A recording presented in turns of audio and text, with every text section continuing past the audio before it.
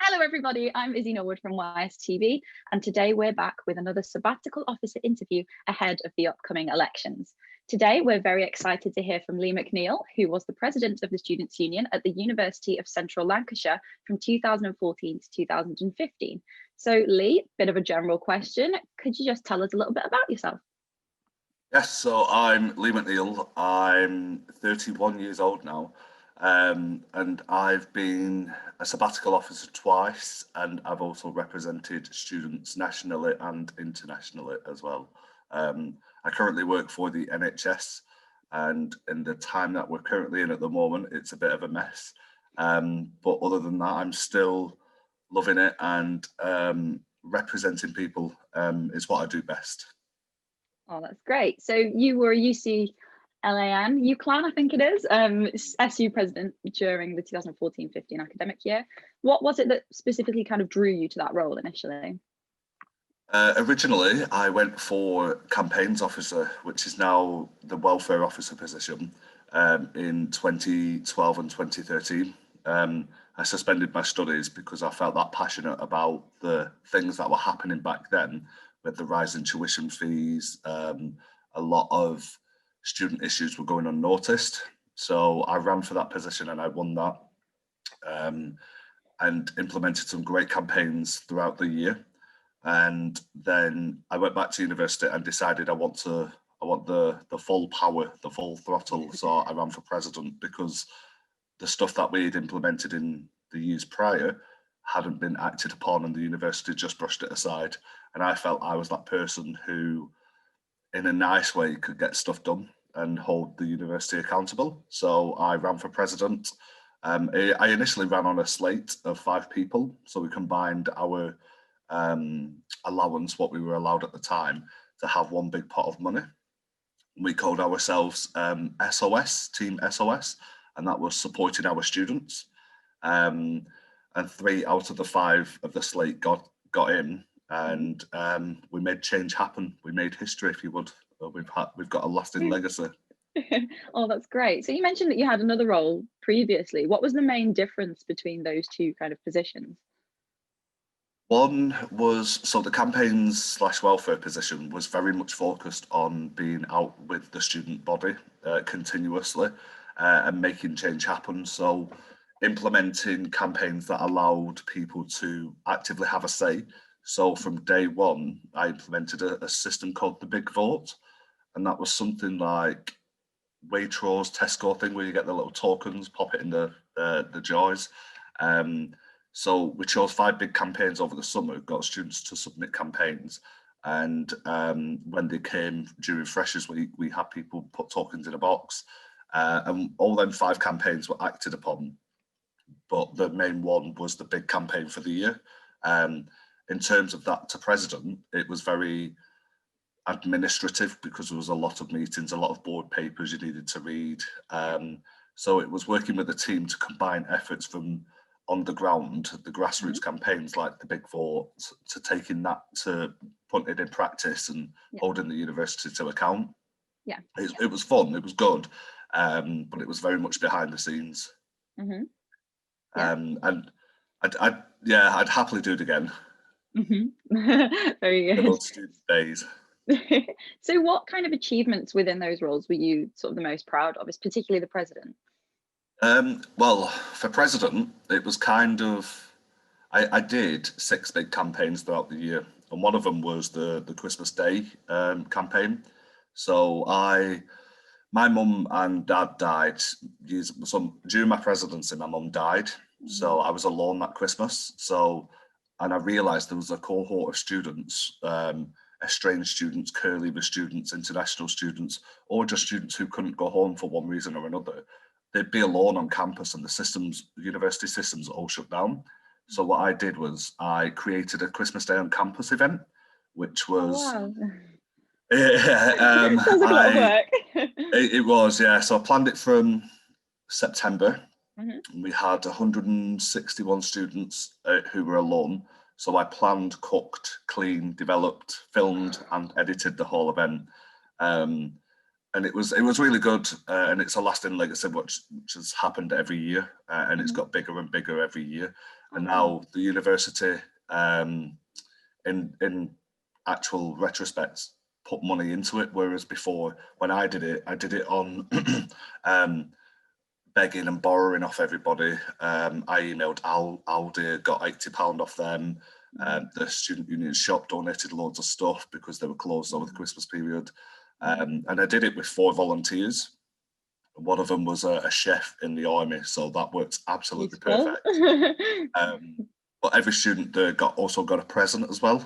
So we had a massive Christmas tree and we dished out presents. We had games, and for a lot of people it was the first British Christmas as well, so we wanted to make it really special. We also sat and watched the Queen's speech, and I know a lot of people don't know about the royal family, if that makes sense, so it was teaching them about the British ways. So yeah, it was really good, and that was a lasting legacy. And some more fun things what I implemented as president was a thing called Shag Week. Oh yeah, we have that here. Yeah. That stands for Sexual Health and Guidance. And I dressed up as a big condom walking around campus. Ran a survey which actually got published, a sexual health survey which got published. It was kind of a national approach, but mainly focusing on our campus. And the outcomes from that were really important, so much so that the medical centre changed the priorities. And we did testing on campus. We got £3,500 from the NHS to run specific testing, and we had a published report which is still available. So yeah, from the drab paper side of stuff to actively being out there and doing stuff for students was one of the best things in terms of legacy that I did and implemented. So happy about that. Wow, that's great. So obviously you kind of implemented a lot of sort of big things really for the uni. In terms of you particularly though, what did you enjoy about the role necessarily? It was the giving back. So I don't know, I class myself as a professional do-gooder. I'd grown up through children's homes and foster cares, and I've essentially a system child. So what I haven't had, I wanted to give to other people. And having universities which is just full of suits and no, this should be this way because we've always done it this. I think it was my biggest achievement was rocking the scene, rocking the boat, and making change happen for the people whose voice didn't matter, but actually did matter. So it was like the professional do-gooder aspect of myself, being able to give back to the other students. A lot of students didn't know that of the concept of the student union or what the student union was. So it's actively opening people's minds to getting out there. And one of the best parts of it was on probably one of the protests, the student protests in London that we did with NUS, and actively marching on Whitehall, demanding change for students, which it was scary, but it was really fun at the same time. Oh, that's great. And then obviously on the flip side, was there anything that you found particularly difficult whilst you were there? Yes, the paperwork. The email side of stuff was fine, it was manageable, but the paperwork for boards, because it has to be professional, it has to be cross the T's, dot the I's, tick this box here. I'm dyslexic and dyspraxic, so reading a paper, say that thick, which is just black and white, my head was going crazy, the words were moving. So it was trying to make adequate change in terms of traditional methods of board meetings as well. And having to read and understand, because they're private and confidential, you can't just go to a manager in the SU and say, can you help me with this? You could, but obviously they're bound by confidentiality. And a lot of the aspects was getting that knowledge off the paper into the head, because at the board it was very, we had a TV star, a news anchor on our board, and it was very much like, wow, I've got a celebrity here type of thing. She was a very big name as well. So when you were trying to hold people accountable, that was always in the back of your mind. Yeah. But it's one of the biggest things what I'd took away from that is not to let fear going into a meeting rule you, because the moment that happens, you start sinking and not wanting to get involved. If you're open and questionable and not forceful, it works for you. Well, that's really great. So like obviously within your role, you did so many things and made a huge impact on the university. But since then, you've had a great career for yourself. So where do you think the role has kind of taken you as such? From the role itself, it allowed me to be more confident and holding people accountable. So in my current role now, I'm a senior manager within the NHS, because it's kind of like a trickle effect, like power to the people type of thing. It's for the people, by the people, that mentality. So I work in a really deprived community, making change happen for them. And again, it's resemblance of the low level voices that don't really count, that actually do count, that make change happen. Yeah. So in my role and my remit at the moment, again, I work in a deprived community where we collate information about their opinions on their health services, and we make change happen accordingly. So it's allowed me to grow and be the person I am today. I've also been able to travel and travel the world essentially, and utilize those skills of being fearless and taking a chance. So yeah, and I'm also saying that I'm also still a student. I've gone back to being a student. I'm doing a PhD in social care part-time. So it's that professional do-gooder aspect. How did you kind of come to the decision to do the PhD then? Like, was your experience influenced by your role? And how's it going? Yeah, it was. So I went through the whole channels. Again, on paper, I should be in prison by now. I'm a tick box, a government anomaly. So I've gone through the system. So I've done a foundation degree, then I did a BA, then I did a master's, and now I'm doing the PhD. So I'm getting the full set. And I think part of that was I wanted to push myself. During the time of being an officer, when I suspended my studies, when I had to go back, I really didn't want to go back, because I'd experienced the world of work. I had a wage coming in and I had friends, but then to get where I needed to be today, I needed to complete my degree. So I think it's led me on a pathway to be a better person continuously, and to grow as a person myself. It's very cliche, the whole new year, new me type of thing. Every year I set myself a task or challenge to be a better person than I was the year before.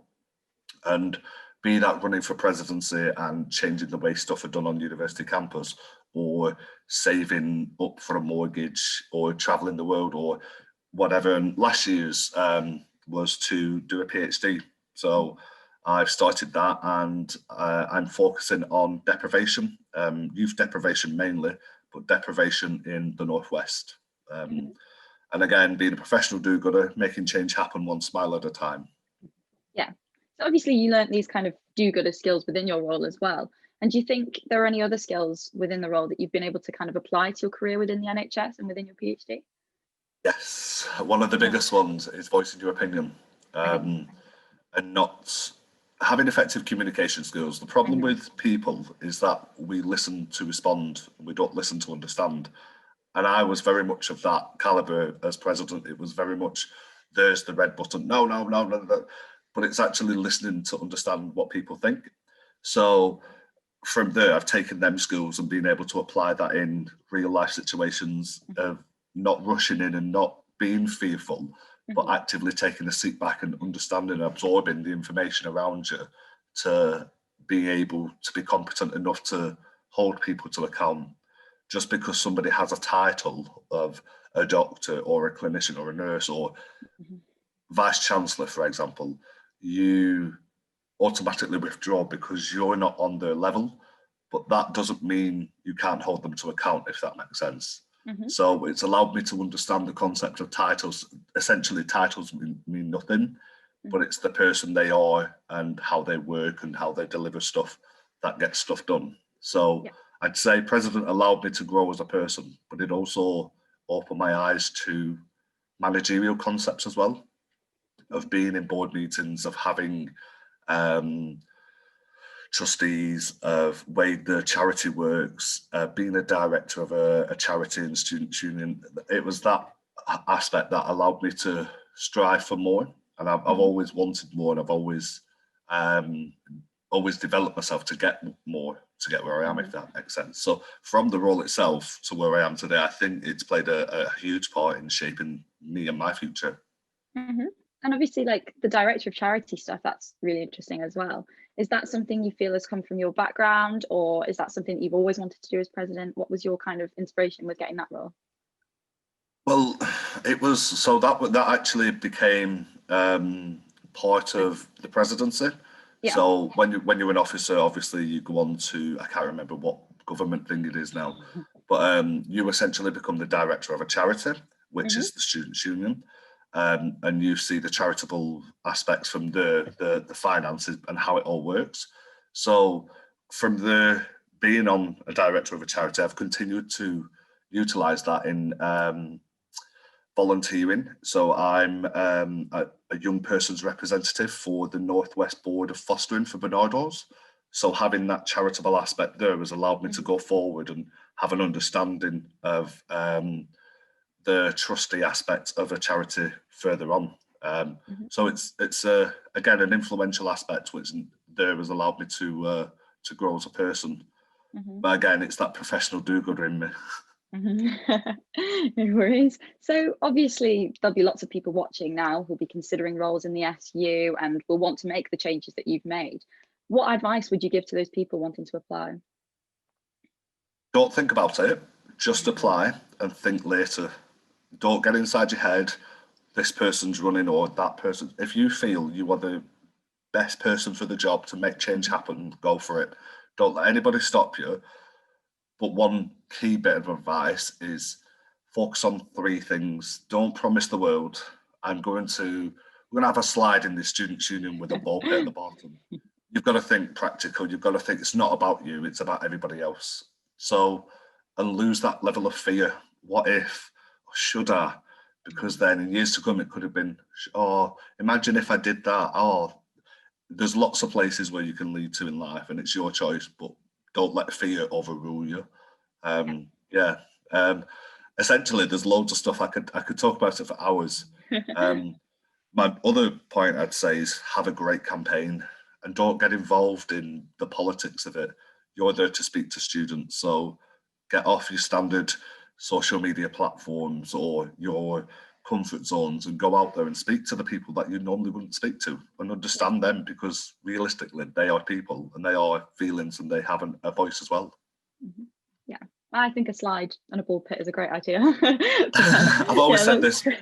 I always said this when I was president, because we had 2 levels in our Students' Union, and on the second floor there was a big hall which went, like, you could put a slide in, but then you've got to think about people in a wheelchair. Is it accessible for them?